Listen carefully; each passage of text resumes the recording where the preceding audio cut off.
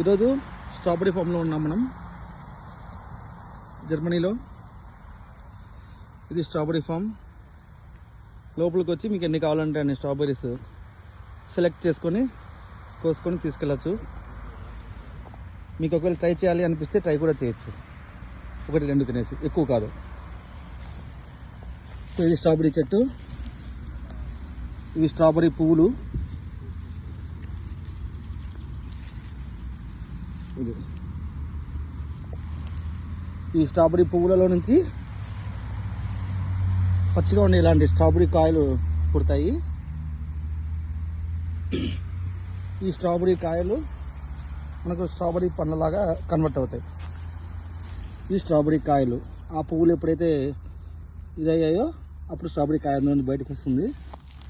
అలా స్ట్రాబెరీ కాయ బయటకు వచ్చి ఇలా స్ట్రాబెరీ పండ్లాగా మారిపోతుంది. ఇక్కడ చూడొచ్చు మీరు, చాలా స్ట్రాబెరీస్ ఉన్నాయి.